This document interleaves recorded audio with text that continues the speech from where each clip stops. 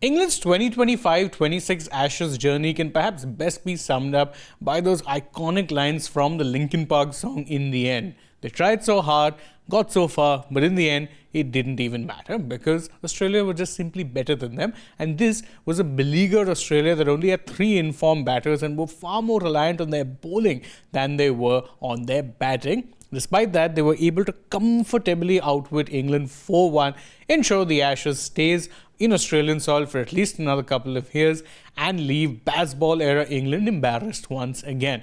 Naturally, at the conclusion of the series, the England and Wales Cricket Board felt compelled to issue a pretty long statement talking about what it is that they intend doing after this.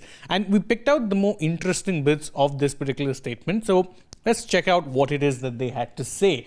First off, they said that it is deeply disappointing that we have been unable to fulfill our ambition of winning the Ashes. Australia deserved to retain the Ashes. This part can't disagree with at all.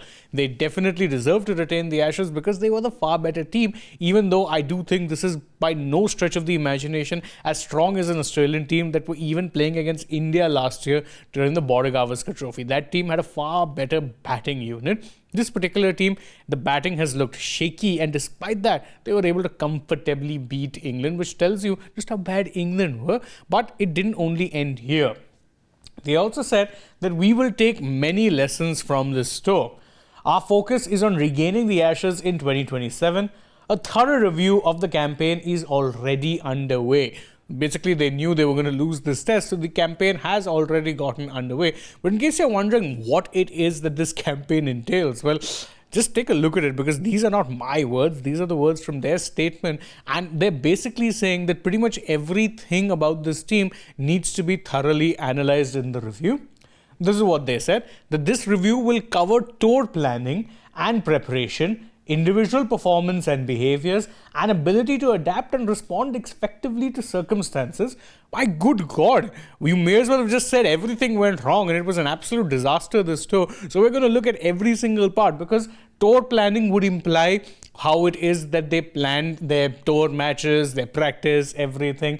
Individual performance and behaviors. We know that the individual performances were bad, and their behavior, considering what we saw happening in places like Noosa, much worse. And ability to adapt and respond effectively to circumstances. England showed none of that because they had one idea, Bazball era aggression, and when that didn't work, they couldn't adapt. So basically everything that could possibly go wrong went wrong, and it takes me back and harkens back to a time when Manchester United, the giant football club, were just in the first era of their life post Sir Alex Ferguson. And at that point in time, David Moyes was the chosen one, the man chosen by Moyes, by Ferguson himself, to succeed him. Obviously, that didn't work out very well, as we all know. There was one tweet from that point in time from Manchester United's official Twitter handle that had gone really viral. What is the tweet? It reminds me, it's similar to this statement, which you can see. Why do I say that? Well, this is what the tweet said.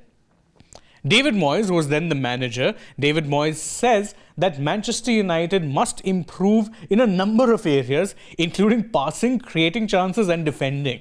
Where passing, creating chances, and defending are three key pillars of the game. And if you get even one of them wrong, then you're getting the sport of football wrong. Similarly, England's entire tour planning, their preparation, individual performances, behaviors, and ability to react are five key pointers that would be the success or define the success or failure of any tour. So this very similar, but the ECB seem to be taking this seriously. Will heads roll is the main question, because there is no way that anyone can hang on to their positions after this disastrous tour. Stokes may do so by default because they don't really have many leadership options in red ball cricket.